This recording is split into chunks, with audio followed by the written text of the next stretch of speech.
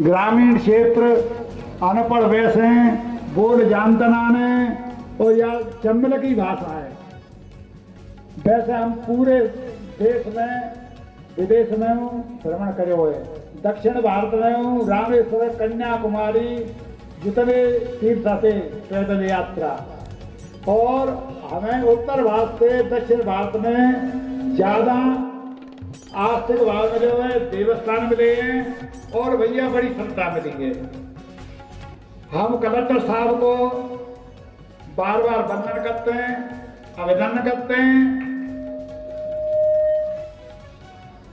पिछड़ा हुआ क्षेत्र, शिक्षा की कमी, लेकिन हम अपने उद्गार प्रकट कर रहे हैं। इन युवा शक्ति को, इन युवाओं को मालूम है कि पागल बाबा ने खेलकूद के विषय में हर रविवार को आज से 20 साल पहले से हमने दौड़, क्रिकेट, फुटबॉल, वॉलीबॉल, क्या भैया ये होता है क्या नाम जो बताओ। वैसे हमारे यहाँ अपने क्षेत्र में मूल रूप से प्राचीन समय से 3 स्पोर्ट होते रहते हैं। कौन कौन से? पहले नंबर पर कुश्ती, रेसलिंग, दूसरे नंबर पर कबड्डी, क्या भैया, और तीसरे नंबर पर ऊंची कूद, लंबी कूद, और यदा कदा दौड़। लेकिन आज का समय चाहे देश स्तर पर या एशियन गेम्स में या ओलंपिक में, जो प्रतिभा हमारे ग्रामीण क्षेत्रों में छुपी रही है, वो शायद थोड़ा आने जाते हैं, उनके लिए मैदान नहीं है, उनके लिए सुविधा नहीं है, वो यहीं कुंठित होकर रह जाते हैं। इन बच्चों में प्रतिभा की कोई कमी नहीं है, टैलेंट की कोई कमी नहीं है, लेकिन साधनहीन है। किन्हीं किन्हीं बच्चों पर दौड़ के लिए जूता तक नहीं है कलेक्टर साहब।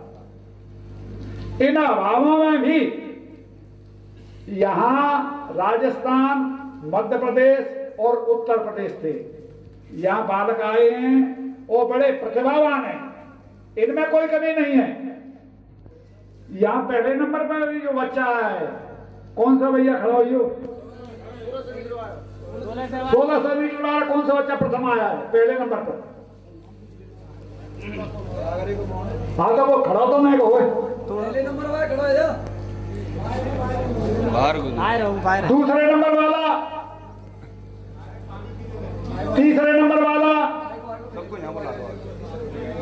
आगे आ जाओ भाई, आगे आ जाओ। अरे भाई आ जाओ, नीचे आगे। पहले नंबर का है नहीं, इधर आ जाओ। आने का नाम पता कहाँ से है? कहाँ से है? सौरभ भरतपुर।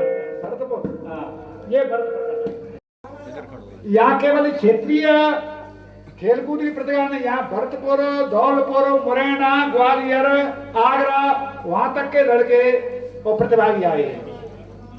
सेकंड आया 16। पहले नंबर कौन से का? राजपुरा यूपी, उत्तर प्रदेश में। हाँ गुरु जी 1600 मीटर में। हाँ पहले नंबर का कहाँ है? पहले नंबर बाला खड़ा होती।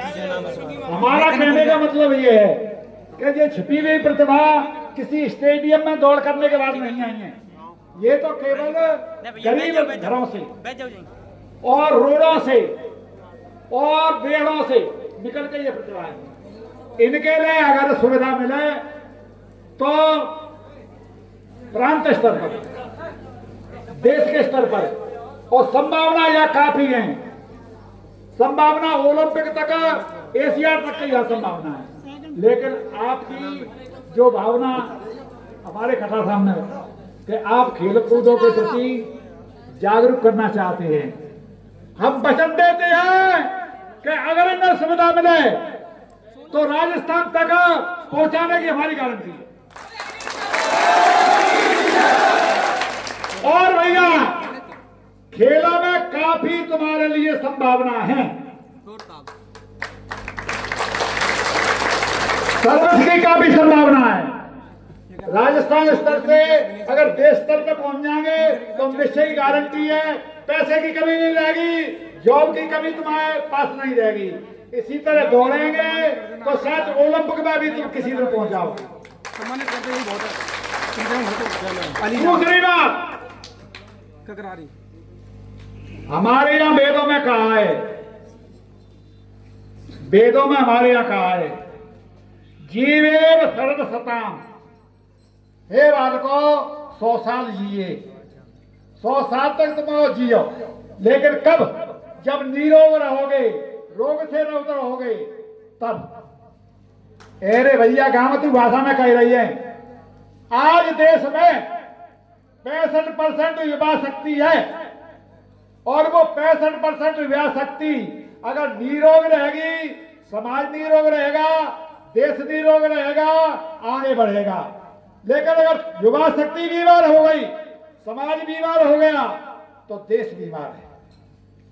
आज विदेशों से हमें मालूम है, ज्यादा समय नहीं ले रहे हैं, ये खबर आ रही है कि भारत इंडिया तो शुगर का, डायबिटीज का हब हो गया है। अरे भैया छोटे छोटे बालकों को तुम्हें शुगर हो रही है, बीमारियां लग रही हैं। इसका मतलब है कि पहले समय में हमारे बुजुर्ग जो मेहनत करते, 4 बजे उठते, व्यायाम करते, वो निरोग रहते। आप सो रहे हैं, अपने स्वास्थ्य को खराब कर रहे हैं, अपनी हेल्थ को खराब कर रहे हैं। तो सबसे कहना है, ये दौड़ करने का हमारा मकसद पत्रकारों से भी कह रहे हैं, नशा मुक्त समाज, व्यसन मुक्त समाज, शिक्षित समाज और देश के लिए जीने मरने वाला समाज चाहिए। लोगों को नशे से दूर रखने का काम प्रगतिरत रखा, लोगों को, समाज को, सभी परिवार को बचाने का काम किया और साथ ही जो दहेज कुरीति है उसको भी दूर करने के लिए प्रयास किया, क्योंकि समाज जो है परिवार से बनता है और परिवार शुरू ही अगर पैसे से होता है, लेन देन से होता है, तो उस परिवार का भी नाश होगा और समाज का भी विनाश होगा।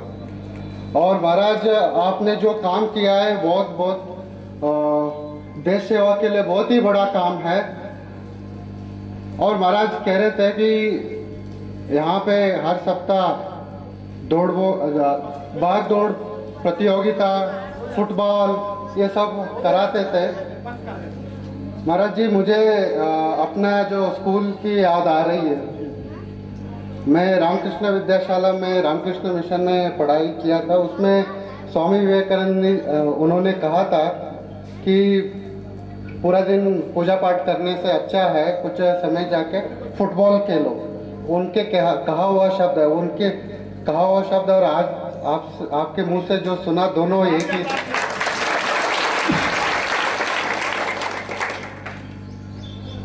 आपने ये कहा कि ये पिछड़ा इलाका है।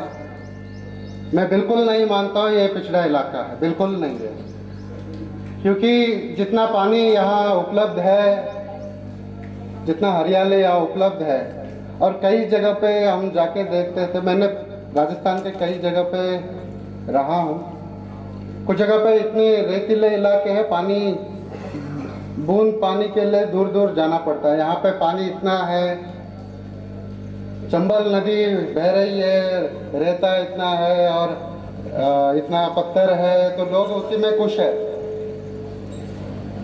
तो कब तक लोग पत्थर तोड़ते रहेंगे? पत्थर जितने भी तोड़े, सिलिकोसिस ही होना है।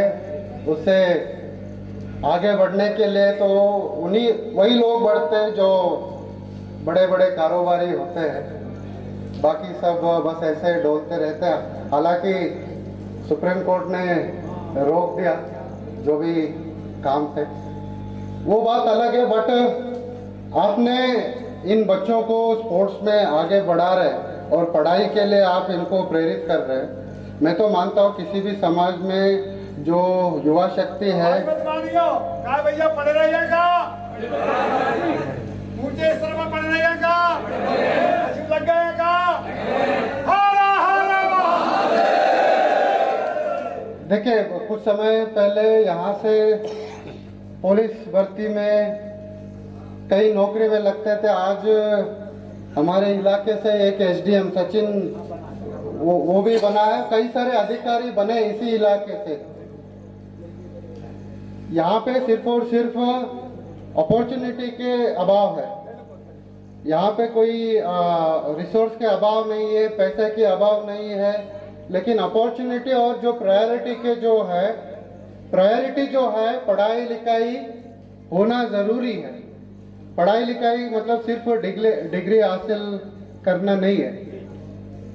पढ़ाई लिखाई मतलब जो भी पाठ, जो भी सिलेबस है, सिलेबस के अलावा भी अपने जो पर्सनैलिटी है, व्यक्तित्व विकास भी एक पढ़ाई है जो महाराज यहाँ पे कर रहे हैं।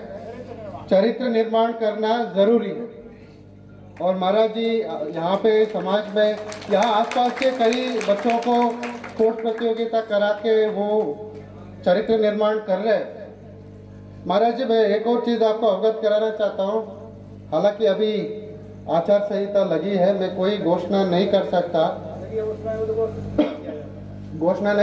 ये ग्रामीण एरिया में आता है या नगरीय क्षेत्र में? वहाँ तक नगर पालिका है, यहाँ से ग्रामीण एरिया में अभी आचार संहिता नहीं लगी है। तो मैं एक चीज बताना चाहता हूँ महाराज, मैंने स्टेडियम के लिए कई जगह ढूंढ लिया, नहीं मिला तो दूर जाके विष्णुदा में मुझे जमीन मिला, लेकिन वो काफी दूर है। यहाँ पे नजदीक जगह सिटी है, बिल्कुल सिटी है, सिटी है। पास में तुम्हारा जो समझो कि सिटी